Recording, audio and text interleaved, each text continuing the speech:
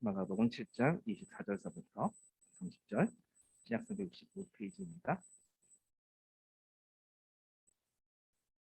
예수께서 일어나서 거기를 떠나 두로 지방으로 가서 한 집에 들어가 아무도 모르게 하시자 하나 숨길 수 없더라. 이에 더러운 귀신 들린 어린 딸을 둔 한 여자가 예수의 소문을 듣고 곧 와서 그 발 아래에 엎드리니 그 여자는 헬라인이요 수로보니게 족속이라. 자기 딸에게서 귀신 쫓아내 주시기를 간구하거늘 예수께서 이르시되 자녀를 먼저 배불리 먹게 할지니 자녀의 떡을 취하여 개들에게 던지니 마땅치 아니하니라. 여자가 대답하여 이르되 주여 올소이다마는 상 아래 개들도 아이들이 먹던 부스러기를 먹나이다. 예수께서 이르시되 이 말을 하였으니 돌아가라. 귀신이 내 딸에게서 나갔느니라 하시매 여자가 집에 돌아가 본즉 아이가 침상에 누웠고 귀신이 나갔더라. 아멘. 수로보니게 여인 말씀으로 함께 본 말씀 가지고 주님 주시는 말씀 듣도록 하겠습니다. 자, 어떤 분들이 농담 반 진담 반으로 천국에 가면 깜짝 놀랄 일이 있다고 합니다. 어떤 일이 깜짝 놀랄 일일까요? 천국에 갔는데 적어도 두세 가지 아주 충격적인 일에 빠진다고 합니다. 자, 첫 번째는 뭘까요? 약간 좀 농담 반 진담 반인데 그냥 흘려 들으십시오. 그 인간하고 거기에 같이 가 있더라. 네, 그렇답니다. 그 원수 같은 그 인간이 거기에 있더라. 네, 두 번째 놀랄 일이 뭘까요? 네, 두 번째 놀랄 일, 내가 너무나 존경하고 내가 너무나 사랑했고 흠모했던 우리 목사님이 안 계시더라. 네, 그 농담만 진담만 우리 교회는 그러지 않을 거라고 저는 믿습니다. 네. 세 번째는 네, 이거는 진짜인 것 같습니다. 진짜인데요. 뭐냐면 내가 그 곳에 천국에 있는 것을 알고 놀라는 것이랍니다. 자, 이 이야기는요. 어떤 예수 믿지 않던 사람이 천국에 간다거나 아니면은 예수 열심히 믿었는데 천국에 못 갔다거나 그런 얘기를 드리려고 했었던 건 아닙니다. 하나님의 은혜가 무엇인지 또 알고자 하고 또한 이런 반전 스토리가 성경에도 굉장히 많다는 것을 여러분들에게 좀 힌트를 주고자 이런 말씀을 드렸습니다. 누가 보더라도 믿음이 있다라고 생각했는데 주님 보시기에는 아니었을 가능성이 있지요. 그래서 그런 이야기들이 그런 성경 이야기들이 반전 스토리 이야기들이 많습니다. 천국에서 큰 상급을 받을 것 같았으나 책망받을 수 있는 반전 스토리들 그런 이야기들을 좀 오늘 집중적으로 다루고자 합니다. 어제 토요일 그 성소수자 축제가 서울시청 광장에서 진행되었는데요. 보니까 반대편에는 또 반대 집회가 있었어요. 주로 이제 기독교 단체였습니다. 하나님의 창조 질서를 너무나 또 굳게 붙잡고 싶으니까 이 질서를 어지럽히는 이 사람들을 반대해야겠다라는 뜻으로 나갔겠죠. 앞장서서 하나님의 질서를 지키고자 하는 기독교인이면 당연히 이렇게 천국에서 더 상급이 있을 것 같은 그런 느낌이 어쩌면 상식인데요. 이런 움직임조차 반전 스토리가 있을 수 있다는 것입니다. 열렬히 하나님의 창조 질서를 지켰고 또 기독교적 가치관을 수호했고 그럼에도 상급이 아니라 책망으로 반전될 수 있는 그런 수많은 예시들이 있습니다. 이렇게 마치 뒤통수 얻어맞는 듯한 성경의 예시들이 굉장히 즐비하거든요. 사람의 겉과 속이 다르고 겉으로 외치는 것이 속의 부패함과 모순될 때 그럴 때마다 예수님은요 하나님과 가까울 것 같은 그런 기독교 종교 지도자들, 유대인 종교 지도자들 그들의 모순을 드러내고 고발하는 예가 많이 나옵니다. 오해하지 마십시오. 저는 죄를 옹호하고 하나님의 질서가 문란해지는 것을 두둔하는 그런 발언이 결코 아닙니다. 다만 하나님을 따라서 순종하고 살아가는 그 열심 있는 외침, 그 겉보기와 사뭇 다른 모습이 우리 내면에 있을 수 있다는 말씀을 드리고 싶습니다. 우리 스스로도 우리 자신을 잘 속일 수 있는 게 바로 우리의 모습입니다. 이런 모습이 어떤 또 밖에 나가서 외치는 집회에서만 있는 것이 아니라 교회에서도 얼마든지 발견될 수 있습니다. 순종과 헌신이 정말 타의 모범이 되고 또 교회 안에서 또 귀한 롤 모델이 되고 교회를 대표하는 그런 얼굴 역할을 하는 아주 믿을 만한 신앙인들도 교회들을 다 이렇게 둘러보면요, 어떤 어려움이나 어떤 다툼이나 이런 게 있을 수 있을 때 교회를 떠나거나 하나님을 떠나게 되는 사람들도 적지 않습니다. 이것도 사실 반전 이야기 중에 한 예시가 될 수 있죠. 반대로 믿음을 가져본 적도 없고 세속적인 세상 문화와 풍조에 완전 물들어져 있는 것처럼 보이지만 그런 사람인데 의외로 예수님 만나서 정말 순전하고 신실한 믿음으로 나아가는 고백을 하는 경우도 또 그런 반전 이야기도 많습니다. 우리 교회도 있어요. 저희 실명 공개하자면 우리 소미자매, 진짜 정말 너무나 멋진 자매인데요. 끝까지 버티고 인내하는 그런 믿음이 없어 보이지만 우리 교회 산전수전 모든 거 다 겪고 제일 오래 다니는 찐 성도가 바로 우리 소미자매입니다. 아무튼 제가 말씀드리고자 하는 것은요, 반전인데요. 반전. 지금 오늘 예수님 당시에서도 겉보기에 완전히 경멸스러운 삶으로 점철되어 있는 이 여인을 두고 주님은요, 이 여인의 믿음이 크도다라고 이야기합니다. 마가복음은 아니고 마태복음에 같은 이야기를 담은 마태복음에 이 여자의 믿음이 크도다라고 이야기합니다. 오늘 이 주인공입니다. 이 수로보니게 여인이 그 중에 하나고 또 예수님께서 이스라엘 가운데 이런 믿음이 본 적이 없다라고 했었던 그런 예시도 있었습니다. 바로 로마 백부장 이야기였는데요. 이 백부장은요, 주님이 말씀만 하시면 굳이 오시지 않아도 나올 수 있다라고 믿었었던 사람이었습니다. 주님을 절대적으로 신뢰한 거죠. 그 사람한테 이스라엘 사람 가운데서 내가 이만한 믿음을 본 적이 없다라고 하셨어요. 라고 칭찬하셨습니다. 수로보니게 여인도 큰 믿음이라고, 너의 믿음이 크도다 라고 칭찬을 했는데요. 아까 마가복음 읽었지만 마태복음 15장에 나오는 이야기입니다. 15장 21절부터 28절까지 나오는 이야기에 거기 28절에 이렇게 되어 있습니다. 제가 읽어볼게요. 예수께서 대답하여 이르시되 여자여 내 믿음이 크도다. 이렇게 말씀하셨어요. 내 믿음이 크도다. 자, 여러분들 질문 하나 드리겠습니다. 믿음이 크다. 무슨 뜻입니까? 큰 믿음. 한번 이거 고민 좀 해볼게요. 큰 믿음. 믿음이 크다. 그러면 여러분은 어떤 것을 떠올리십니까? 믿음이 크다. 큰 믿음. 막 주여 막 세게 소리치고 그런 믿음일 수도 있고요. 그러니까 센 믿음일 수도 있고요. 막 간청하면서 절대 포기하지 않고 끝까지 붙드는 그런 믿음, 큰 믿음일 수 있죠. 절대 돌아서지 않는 확고한 그런 마음을 큰 믿음이라고 할 수 있죠.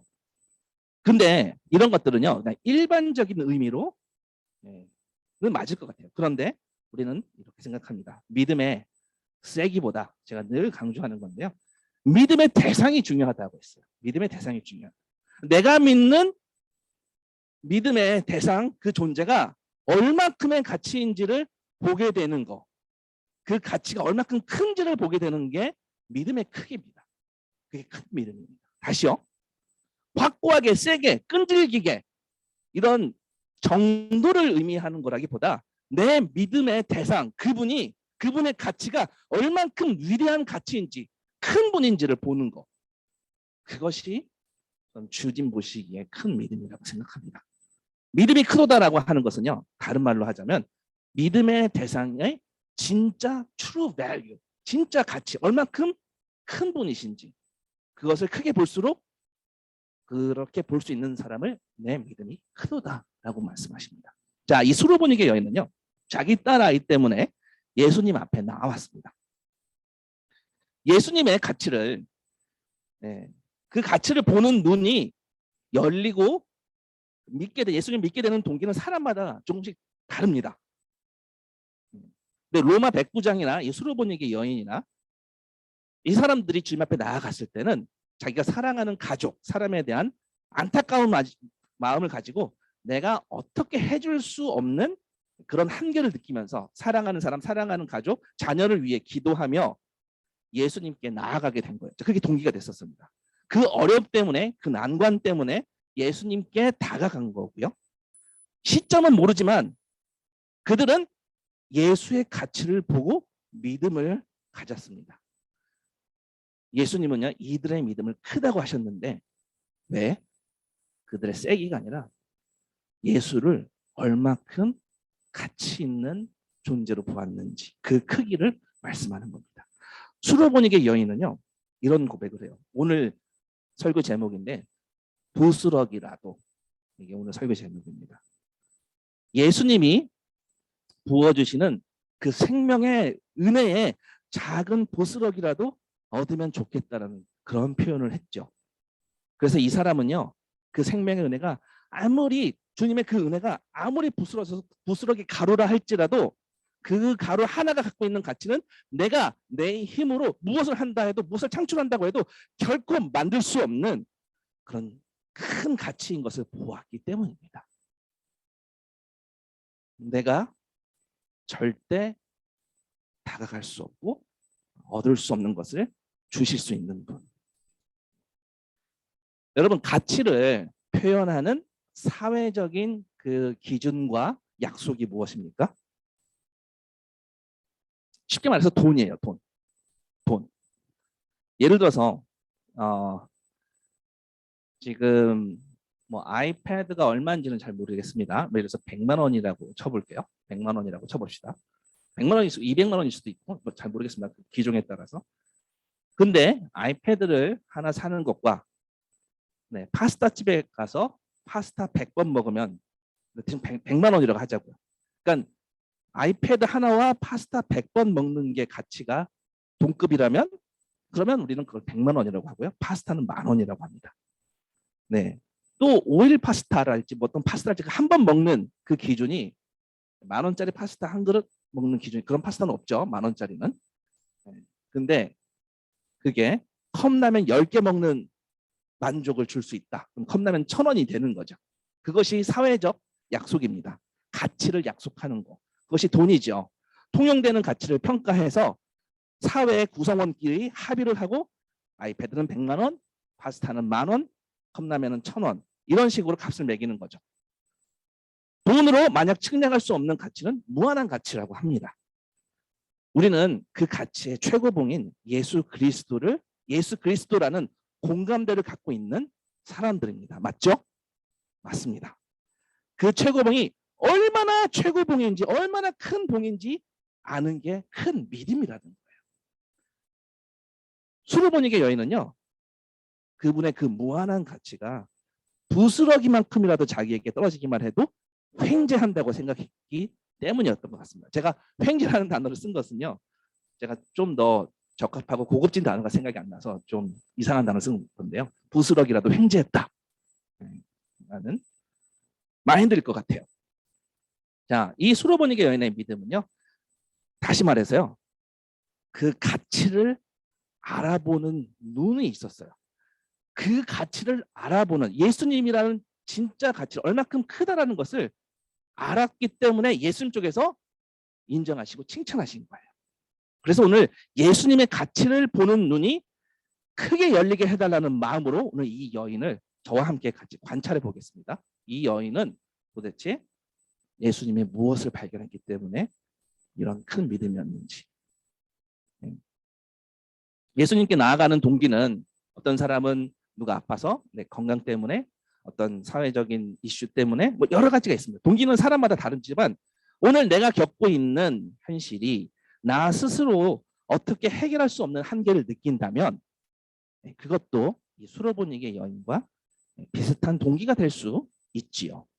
어떤 삶의 어려움 때문에, 난관 때문에 예수님께 다가가는 동기가 될 수 있고요. 저는 그 동기가 믿음의 길로 나아가는데 불순한 동기라고 생각하지는 않습니다. 왜냐하면 주님께서 주님의 가치를 곧 보여주실 거기 때문에요. 예. 재정 문제 같은 뭐 어려움이랄지 그런 난관도 죽게 가는 동기가 될 수 있습니다. 돈이 부족해서. 중요한 건 그냥 동기가 뭐가 되었든 결국 at the end, 끝에는 예수의 가치를 경험하는 게 중요한 것이죠. 그분이 얼만큼 위대한 분이시고 영광스러운 분인지 그분의 가치를 보는 눈이 열리면 좀 전까지 내가 문제라고 생각했었던 그 사람이 혹은 그 이슈가 더 이상 문제가 되지 않을 수도 있고요. 그것이 내가 변해서 그럴 수도 있고요. 혹은 오늘 본문처럼 나를 괴롭히던 문제가 어떤 사람이 어떤 존재가 완전히 사라질 수도 있고요. 그건 주님 쪽에 달려 있습니다. 아무튼 이 여인의 큰 믿음의 특징에 대해서 한번 같이 관찰해 볼게요. 첫 번째, 굉장히 주님께 나아가는데 장애물이 많았어요. 볼까요? 우선 어떤 장애물이 많았냐면요. 일단 혈통적으로 장애물이었었어요. 이런 혈통을 가지고 어떤 유대인의 혈통이 아니었기 때문에 그런 장애물들이 있었죠. 요한복음에 보면은 주님께서 믿음의 자녀들을 이렇게 설명하십니다. 이는 혈통으로나 육정으로나 사람의 뜻으로 나지 아니하고 오직 하나님께로부터 난 자들입니다. 라는 말씀이 있는 것처럼 지금 주님의 말씀은요. 이런 혈통을 이런 장애물을 넘어선 은혜의 선포였어요. 예수를 믿는데 도움이 될 만한 조건이 이 여인한테는 많지 않았습니다. 그럼에도 불구하고 주님을 믿었습니다. 26절 볼게요. 26절. 7장 26절. 그 여자는 헬라인이요 수로보니게 족속이라. 자, 헬라인입니다. 헬라인인데요. 아까 같은 내용이 나오는 마태복음에는 이 사람이 가나안 여자라고 되어 있어요. 가나안 여자. 뭐가 맞을까요? 헬라인일까요? 가나안 여자일까요? 마태복음은 가나안 여자라고 했고요. 마가복음은 헬라인이라고 했습니다. 헬라인, 그리스인. 뭐가 맞을까요? 그냥 유대인들은요. 자기 민족이 아니면 통상 헬라인이라고 불렀어요. 헬라 문화가 당시에 가장 용성했기 때문에 그런 시기여서죠. 유대인들은요. 이 헬라 문화가 이방 문화가 난무하는 가운데 하나님의 백성으로 자기 문화를 유대 문화를 지키려고 했고요. 종교를 지키려고 했고요. 예. 우리 기독교인들의 문화와 기독교인들의 가치를 지키기 위해서 이방 문화로부터 세상 문화로부터 지키려고 하는 몸부림들이 있죠. 자, 이런 배경에서 유대인들은요. 자신을 제외한 모든 사람을 그냥 헬라인이라고 했어요. 유대인 아니면 헬라인 이렇게요. 이 여인은 수로보니게 여인은요. 자, 수로는 이제 시리아라는 뜻이에요. 시리아의 베니게 지역 출신이라는 것입니다. 그리고 이 사건이 지금 발생한 지역은 두로라는 지역이에요. 두로는 레바논에 속해 있는 지역인데요. 시돈과 비슷한 도시입니다. 두로와 시돈 땅은요. 구약에서 하나님이 굉장히 맹렬하게 미워하신 땅이었어요. 뭐 여러 가지 이유가 있습니다. 그들의 교만과 그들의 우상 숭배와 여러 가지 미워하신 이유가 있었습니다. 갈릴리 땅과 인접해 있지만 이스라엘과 아주 사이가 안 좋습니다. 서로 적개심이 가득했어요. 두로와 이스라엘 간에서는요. 이스라엘 쪽에서는 이 두로 사람들 그들을 개라고 부르는데 그게 이제 애완견을 의미하는 게 아니라 모욕적인 표현으로 단어를 개를 쓰는 겁니다. 그러면 예수님은 왜 두로로 가셨을까요? 갑자기. 저는 굉장히 의도적인 행보였다라고 믿습니다. 왜냐하면 이 두로 지방에 가시기 전에 예수님이 유대인 지도자들과 열띤 대화를 나누었었습니다. 우리 지난주까지 그 내용이었었고요. 율법으로 정한 것과 더러운 것에 대한 논쟁 끝에 주님은 통렬한 지적을 유대인들에게 선포합니다. 유대인들의 마음 가운데 있는 그 부패된 내면은 그들은 아랑곳 않고 겉으로 정결례만 지키는 그런 그들의 부패함을 만천하에 공개했습니다. 바로 좀 전까지 이 겉으로 정결례 지키는 것에 대해서 신랄한 이야기를 퍼붓고 있었거든요. 자, 근데 지금은 이제는 어떤 사람이 나와요? 겉보기에 아주 부정한 사람이 나옵니다. 아주 누가 보더라도 부정한 사람이 나옵니다. 자, 여기 왜 이 사람이 예수님과 만나게 되죠? 뭐 예수님이 거기 가셨으니까요. 거기 가서 만나러 가셨다고 볼 수밖에 없습니다. 아주 부정한 이방 동네를 굳이 가셨어요. 완전 지금 이 두 사건의 세팅은 정반대거든요. 자, 앞에는 유대인, 지금 오늘 나오는 이 수로보니게 여인은 이방인, 헬라인. 앞에는 지도자, 바리새인, 서기관 남자들이었고 여기는 그냥 무명의 여자. 옛날 유대인 남자들은요, 아침에 일어나면 3가지 감사 기도를 드렸대요. 그냥 웃고 넘기십시오. 유대인으로 태어난 것에 대해서 감사 기도를 드렸고, 첫 번째, 두 번째는 여자로 태어나지 않은 것에 대해서 감사 기도 드렸다는데, 저는 요즘은 여자로 태어나고 싶다는 생각이 가끔 듭니다. 마지막으로 노예가 아니라 자유인으로 태어나는 것에 대해 감사했다고 합니다. 아무튼 이 수로보니게 여인은요, 유대인 남자랑 정반대, 완전 반대 지점에 있는 사람이에요. 정반대로 이방인 여자였고, 그냥 이방인 여자가 아니라, 자, 이것만 해도 유대인들은요, 부정한 자, 더러운 자로 취급하는데, 본문은 이 여자를 확인 사살까지 해버려요. 그 여자의 딸 아이는 귀신에 들렸어요. 확인 사살까지 해줍니다. 바로 몇 미터 저 멀리까지 내보놓고 아마 각 거리두기도 수백 미터 떨어뜨릴 수 있을 법한 그런 스펙이죠. 이 사람의 부정함은. 얼마나 유대인들 보기에 이 여자는 부정하고 더러운 존재입니까? 귀신도요, 그냥 귀신이라고 하지 않아요. 25절에 무슨 귀신이라고 돼 있죠? 25절. 무슨 귀신? 더러운 귀신. 그러니까 이 말씀은 계속 더럽고 더럽고 더럽고 더러운 거예요. 그냥 더럽고 더러운 X라고 유대인들의 마음에 아주 강력하게 각인을 찍어놓은 거예요. 뼛속 깊이 더러운 것이라는 생각을 가지고 있습니다. 이 수로보니게 여인에 대해서. 이거 보면요, 주님이 두로 지방에 가서 이 여자와 컨택하게 된 것은요, 의도적일 수밖에 없다라고 생각이 듭니다. 유대인들, 이 하나님의 백성들이죠. 신앙심이 있는 사람들이죠. 겉보기에 무지 정결하고 정결례도 잘 지키지만 실상은 우리 지난주까지 살펴본 것처럼 굉장히 부패한 마음을 갖고 있었습니다. 이 스펙과 겉보기는 완전히 부정하고 더럽고 더러운, 그리고 스스로 자기 자신을 수로보지게 여인은 개라고 얘기를 했어요. 그런 스펙을 갖고 있는 거죠. 그러나 실상은 큰 믿음을 갖고 하나님의 진짜 가치를 아는 여인이었어요. 주님은요, 지난주에 우리 마가복음 7장 15절에 무엇이든지 밖에서 사람에게로 들어가는 것은 능히 사람을 더럽게 하지 못하되 무엇이 사람 안에서 나오는 것이 우리 마음이 사람을 더럽게 하는 것이나 라고 하셨습니다. 어떻게 더러운 거라고요? 겉의 스펙이 아니라고요.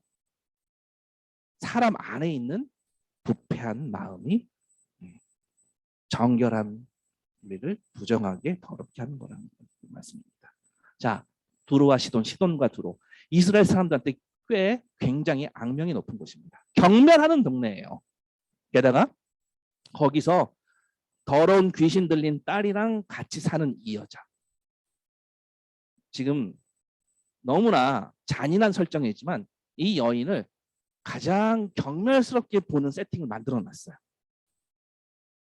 이거 마가복음 7장 보면요, 이스라엘 땅에서 바리새인과 서기관들과 논쟁을 벌이고 싸우다가 하필 두루로 간 게 하필이 아니고요, 의도죠. 의도입니다. 반전을 제대로 보여주시기 위한 철저한 의도입니다. 이렇게 더럽고 경멸스러운 동네에 부정한 사람이 실은 주님의 가치를 제대로 평가하고 신뢰하고 있는 믿음의 백성이라는 것을, 그 반전을 지금 선포하려고 하시는 거예요. 자기가 가지고 있는 인간적인 조건, 어떤 사회적인 통념, 그 어떤 것도 하나님과 가까울 수 없었지만 그 누구보다 큰 믿음을 가지고 있었습니다. 모든 더럽다라는 조건을 다 가지고 있음에도 불구하고 주님의 은혜를 경험합니다. 우리도 신앙생활 하다면 그런 경험이 종종 있습니다. 장애물이 많고 연약한 조건들이 많으면 많을수록 그런 불리함들이 오히려 반전으로 은혜의 통로가 될 때가 참 많습니다. 오늘 이 여인은 제대로 반전이죠. 좀 더 이 여인을 관찰해 보도록 하겠습니다. 26절. 자기 딸에게서 귀신 쫓아내 주시기를 간구하거늘. 27절. 예수께서 이르시되 자녀로 먼저 배불리 먹게 할지니 자녀의 떡을 취하여 개들에게 던짐이 마땅치 아니하니라. 지금 예수님은요, 일단 말씀하시는 것은 굉장히 모욕에 가까운 그런 거절처럼 느껴져요. 그냥 거절당하는 것이 아니라 모욕당하고 거절당하는 것처럼 느껴집니다. 어떤 사람들 이 말씀을 보고 차별과 편견이 있는 것 같다고 그런 얘기도 합니다. 근데 절대 그렇지 않죠. 절대 그렇지 않습니다. 예수님은 민족 중심주의자일까요? 아니죠. 절대 그렇지 않죠. 근데 이방인에게 개라고 호칭하는 걸 보니까 왜 그러셨지? 예수님이 그런 오해를 들을 만한 거리를 제공하시는 것처럼 보여요. 심지어 마태복음 15장 24절에는 이 상황에서 뭐라고 말씀하시냐면 예수께서 대답하여 이르시되 나는 이스라엘 집에 잃어버린 양 외에는 다른 데로 보내심을 받지 아니하였노라. 완전 딱 잘라서 거절해 버리시죠. 이렇게 말씀하셨어요. 공생의 기간에 제자들에게 어쩔 때는 유대인에게만 복음을 전하고 이방인에게 전하지 말라고도 그런 말씀도 하셨죠. 오늘 본문에 이 수르보니게 여인의 청을 처음에는 들은 척도 안 했어요. 마태복음에는 얼마나 들은 척을 안 했는지 이 여자가 계속 괴롭히고 소리 지르니까 제자들이 제발 떼어버리라고, 어떻게 좀 해주세요라고 이야기합니다. 어찌 보면요, 이 상황 자체가 약간은 좀 매정하고 좀 섭섭해 보이기도 합니다. 자녀들의 먹을 것을 개들에게 던져주는 건 마땅하지 않다? 굉장히 모욕적인 발언입니다. 혐오 발언 같아 보여요. 만약에 오늘날 같은 인권이 발달된 사회에서 이런 말씀 발언하셨다면 제대로 소송 당하셨을 겁니다. 차별금지법 뭐 이런 거 제대로 소송 당하셨을 거예요. 왜냐하면 아주 분명하게 경멸하는 경멸의 단어를 쓰신 거거든요. 근데 이 이야기를 듣고 어쩌면 제자들은요, 이 여자가 성가셨던 이 제자들은, 같이 있었던 이스라엘 사람들은요, 격하게 주님의 이 경멸적인 표현에 아멘 했을 것 같아요. 근데 우리는 주님이 전혀 그런 분이 아니시라는 것을 아주 잘 압니다. 왜요? 조금 후에 완전하게 말을 바꾸셔요. 그리고 여자한테 내 믿음이 크도다 라고 칭찬하시거든요. 저는 이건 1차적으로 테스트라고 생각합니다. 그 여인에게 뿐만 아니라 예수님과 같이 있었던 제자들에게, 주변 사람들에게, 적어도 이 마가복음을 읽고 있던 당시 이스라엘 사람들에게 지금 이건 테스트예요. 그리고 이 테스트는 아주 중요한 문제입니다. 그간 이스라엘 백성이라고, 하나님의 백성이라고, 하나님의 것이라 생각했었는데 7장 내내 하나님이 말씀하시는 그 깨끗함과 더러움에 대해서 이 이스라엘 백성들은 읽고 있다면 크게 뒤통수 맞았을 거거든요. 아, 내가 이스라엘 백성이 아닐 수도 있겠네, 선택받은 백성이 아닐 수도 있겠네 라는 그런 위기감에 사로잡힐 수도 있습니다. 깨끗한 줄 알았는데 실상 더러운 죄인임을 좀 낱낱이 보여주셨거든요. 그런데 그간 이스라엘인 내가 더럽다고 경멸했던 이 사람, 완전 더러운 죄인이죠. 예수님도 개들이라고 칭하신 그 더러운 죄인들, 주님도 마치 이스라엘 백성들의 관점에 동의해 주시는 것 같은 뉘앙스죠. 근데 결과는 뭐냐면요. 사실 이 테스트의 답을 미리 해주셨어요. 주님은요. 이미 이 테스트에 지금 이 상황은요. 기출 문제를 다시 한번 풀어보라고 주시는 거예요. 앞에서 사람을 더럽게 하는 것에 대해서 문제를 같이 풀었단 말이죠. 지금 기출 문제를 그래서 똑같이 하나 내는 것이 아니라 약간 등장인물을 바꿉니다. 유대인 대신에 이방인으로 헬라인으로 바꿔서 똑같은 문제를 다시 풀게끔 하시는 것과 같아요. 그래서 테스트입니다. 제자들에게도 이 마가복음을 읽는 이스라엘인들에게도 모두에게 이건 테스트입니다. 심지어 저는 이 여인에게도 테스트라고 생각합니다. 신앙생활은요, 사실 테스트의 연속이죠. 날마다 살아가는 모습을 하나님이 계속 지켜보고 계시고요. 내 행동, 내 결정 하나하나 어떻게 하는지 사실 모든 것이 테스트의 집합체라고 해도 과언이 아닙니다. 하나님의 이 눈은, 전능하신 하나님의 눈은 항상 우리 지켜보고 계시죠. 요즘에 우리 변화의 삶을 2부에 하시는 분들은요, 아마 더 공감하실 수 있는데요. 네, 매일매일 그 믿음의 테스트를 1일차부터 5일차까지 계속 꾸준히 풀고 있기 때문에 여러분들이 지금 테스트 가운데 있다라고 실감하실 거예요. 아무튼 테스트를 푸는 모두가 지금 다 어떤 역할들인데, 이 수로보닉의 여인은요, 이 테스트를 통해 너무나 극적인 메시지를 전합니다. 큰 믿음이 무엇인지 드러내는 역할을 담당해요. 사실 주님은요, 모든 사람들이 이 여인의 답변을 듣게 하시는 거예요. 어떤 답변이죠? 어떤 답변이죠? 오늘의 설교 제목 부스러기 라는 이 답변, 이게 제일 정답이라는 것을 선언을 하시는 것 같아요.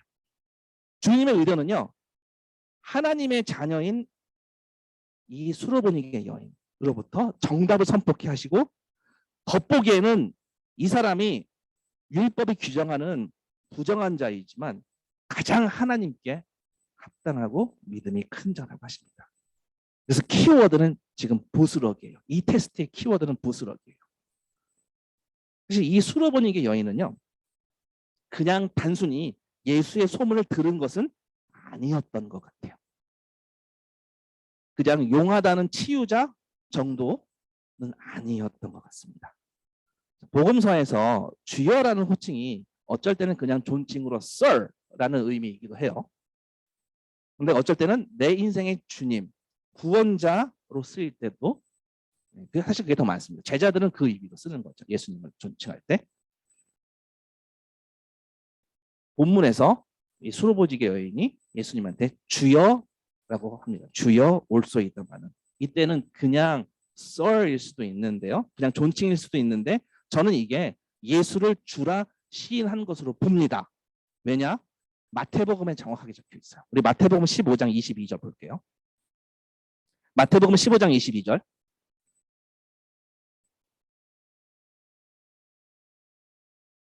가나안 여자 하나가 그 지경에서 나와서 소리질러 이르되, 이 사람의 호칭이 그냥 주여가 아니라 뭐죠? 주 다윗의 자손이요. 주 다윗의 자손. 다윗의 자손이라고 정확하게 이야기를 합니다. 정확히 예수를 메시아로 붙들고 있습니다. 구원자로 붙들고 있습니다. 이미 믿음의 눈으로 예수를 그리스도로, 메시아로, 구원자로 보고 있었습니다. 전승에 의하면 이 여인의 이름은 저스타라고 합니다. 딸은 베로니체라고 하는데요. 이 수로보닉의 여인 저스타는요, 예수의 가치를 의심하지 않았습니다. 다윗의 자손이라고 분명히 말했습니다. 예수의 가치가 뭐라고요? 메시아로서의 가치를 갖고 있다라는 그 믿음의 눈으로 보았었고요. 그렇기 때문에 주여라고, 다윗의 자손이요라고 불렀습니다. 이미 믿음이 자라고 있었습니다. 예수님이 메시아라는 믿음이 있다는 것은요, 이방인이지만 구약의 예언을 알고 있었던 것 같습니다. 구약에 보면 메시아의 약속 가운데 이스라엘뿐 아니라 구원이 이방인에게도 흘러간다 이사야서에 적혀 있죠. 사도행전에 나오는 에디오피아 내시, 그 에디오피아 내시가 성경을 읽으면서 깨닫지 못하고 있었던 부분이 있었습니다. 그리고 계속 붙들고 있었던 책이 있었어요. 사도행전 8장 28절에 이 에디오피아 내시가 누구의 글을 읽었다가 선지자 이사야의 글을 읽고 있었다라는 기록이 있습니다. 선지자 이사야의 글을 읽고 있었다. 선지자 이사야서 무슨 얘기죠? 유대인이 아닌 이방인들에게 선지자 이사야의 글은 이방인을 향한 구원 계획을 분명히 선포하는 선지서였습니다. 아마 이런 예시들을 통해서 이 여인도 이 말씀을 메시아라고 생각하고 붙든 것일 수 있습니다. 이 에디오피아 내시의 이 깊은 그 고민처럼 이 여인도 어떤 고민 가운데, 상황 가운데 본인은 부정한 자이지만 딸이 더러운 귀신에 들려 있지만 이런 걸로 깊은 고민 가운데 있었고 힘들었겠지만 더러운 이방인인 나도 구원받을 수 있다는 이 말씀을 붙들고 예수께 나아왔을 것 같습니다. 27절, 마가복음 7장 27절, 자녀로 먼저 배불리 먹게 할지니.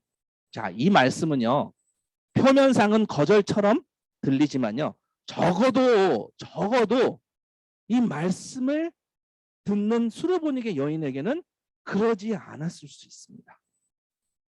자녀로 먼저. 맞아요. 하나님, 주님의 자녀 이스라엘이 먼저 구원이 선포되고 그리고 나서 이방인에게 구원이 전해지는 걸로 이사야서 말씀처럼 그렇게 27절 말씀을 듣고 소망을 보았을 수 있습니다. 거절처럼 보이지만 그 여인은 그렇게 생각할 수 있습니다. 주님, 나도 알아요. 이스라엘이 먼저라는 거 알아요. 이스라엘 그 자녀로 먼저 메시아의 은혜가 선포되고 그러고 나서 이방인에게로 열방으로 오는 거잖아요. 이사야에서 말씀하신 것처럼 구원이 유대인에게서 나오는 것은 다윗의 자손인 주님을 말씀하시는 거죠. 주님의 구원이 이제 말씀대로 열방인, 이방인 저에게로 흘러오는 거죠. 그런 거 아닌가요? 라는 믿음으로 주님 붙드는 거라고 볼 수 있습니다. 그 은혜가 처음 받는 은혜는 아니어도 처음 받는 은혜는 이스라엘에게 가도 사실 내가 두 번째, 세 번째, 네 번째 아니 그냥 마지막이어도 좋아요. 그냥 부스럭이라도 좋아요. 저는 그 은혜에서 부스럭이라도 참여할 수 있게 저를 불쌍히 여겨주세요. 아마 이런 마음이었을 겁니다. 우리 예수님은요, 이 여인을요, 보란 듯이 큰 믿음이라고 전면에 디스플레이를 딱 해주십니다. 이건 유대인들에게 하는 이야기인 것 같아요. 하나님의 백성이라고 전혀 의심치 않는 이 유대인들한테, 선민의식을 가지고 있는 이 사람들한테 이야기하시는 것 같아요. 선택받은 자들한테 똑똑히 들으라고 하시는 것 같아요.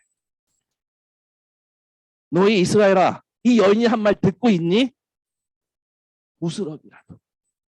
전적으로 주님께 매달리면서 불쌍히 긍휼히 여겨달라는 이 여인을 보고 있니? 이 여인은 겉으로 더러운 조건들, 부정한 조건들로 가득 차 있지만 더러운 귀신 들린 딸과 같이 살고 있고 손가락질 받을 정도로 더럽고 더러운 상태이지만 이 여자야말로 큰 믿음을 가진 자라는 거예요. 하나님의 백성들한테 주님 이렇게 선포하고 계십니다. 지금 너희들 이거 보고 있니? 너희들 타이틀은 하나님의 백성이라고 하면서 속은 여전히 부패해 있고 철저히 자기중심적이고 신앙생활 한다고 하면서 마음은 하나님께로 꿈쩍도 움직이지 않고 주일 성수했다고 11조 했다고 동성애 반대하고 낙태 반대하고 하나님 앞에서 하나님을 대변했다고 하면서 말하고 있지만 너희들의 속은 어떠니? 아직도 삶에서 옛사람 아담의 모습으로 살고 자신의 이익 때문에 소중한 관계를 저버리는 그런 일들이 아직도 벌어지는, 그게 아직 하나님의 백성이라는 것과 맞는 삶이 아닌데도 삶 가운데 행복하다는 기준이 세상과 다르지 않고 결국 잃게 될 것을 얻기 위해 진짜 귀한 복음의 가치는 외면하고 그런데도 하나님의 백성이라고 이렇게 반문하시는 것 같아요. 가장 최고 비싼, 가장 밸류의 최고봉인 예수 그리스도를 누군가 아무렇지도 않게 취급하고 귀하게 여기지 않을 때는 침묵하는데, 그냥 이 땅에서 계속 성공해서 싸우려고 하는 데는 그리도 열심이구나, 그것이 하나님의 백성이라고, 그 부패함은 이루 말할 수 없구나 라고 말씀하시는 것 같아요. 그런데 이 이방인 여자, 너희가 멸시하는 이 상 아래 개들 같은 이 미천한 이 여자는 실상 큰 믿음의 사람이라는 거죠. 29절에 주님 이렇게 이 말을 하였으니, 29절 예수께서 이르시되 이 말을 하였으니, 이 말을 하였으니 무슨 말이에요? 이 말이 무슨 말이에요?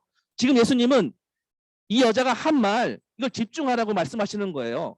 어떤 말? 주여 올소이다마는 상 아래 개들도 아이들이 먹던 부스러기를 먹나이다. 이 여인은 지금 스스로 어떻게 여기고 있어요? 나는 떡을 요구할 자격이 없다라고. 그게 이 여인의 자세예요. 자격 없는 나이지만 제발 하나님의 긍휼로 나를 그냥 끝에만 붙여만 주시기라도 그렇게 해달라는 그 바람으로 그걸 보라는 거예요. 이 여인은요, 자신의 더러움을, 자신의 부정함을 부정하지 않아요. 맞아요, 나 개예요, 개. 나는 개가 마땅합니다. 겉으로 드러난 조건들 맞아요. 사실 나는 더 썩었어요. 더러운 귀신 들린 딸, 귀신들, 더럽고 더러운 이 상황 맞아요. 내 현실이에요. 그래서 이 여자가 한 위대한 대답은요, 그래서 부스러기, 부스러기라도, 저 끝물이라도, 처음 아니어도 전 그냥 불쌍히만 여겨주세요. 긍휼히 여겨주세요. 저 주님 없으면, 은혜 없으면 안 돼요. 저 아무데나 막 처리하셔도 되고요. 저를 이상한 데 멀리 보내셔도 되고요. 다 하세요. 저 주님 마음대로 다 아무렇게나 갖다 쓰세요. 쓸모없으면 그냥 저기 맨 곳에 갖다 처박으셔도 돼요. 그렇게라도 있을게요. 저 그냥 옆에만, 주님 부스러기만, 그 떨어지는 것만 이라도 허락해 주세요. 주님, 저는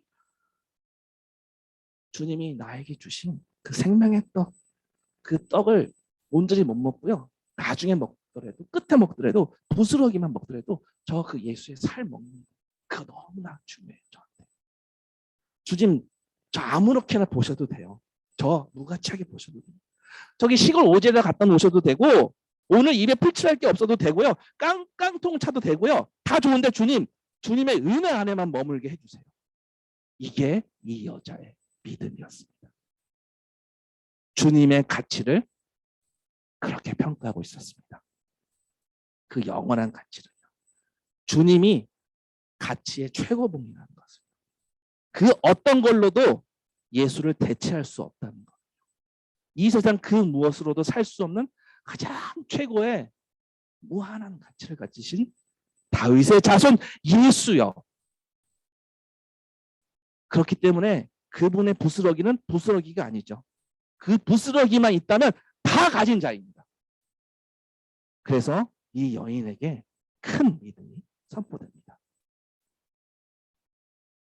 예수를 거절한 유대인과 너무나 대조가 됩니다. 주님은요, 보란 듯이 이렇게 믿음을 선포하시고요, 이방인에게 주신 이 은혜를, 믿음의 은혜를 유대인들로부터 이방인들로 옮기십니다. 소수의 유대인만 주님의 가치를 보았습니다. 12제자가 그랬고요, 바울이 그랬고요, 많지 않았었습니다. 그렇게 유대인들이 내팽겨친 버린 돌은 이제 모퉁이 돌이 되어서 든든한 반석이 되어서 교회를, 우리를 세우셨습니다. 그 얘기는 뭐예요?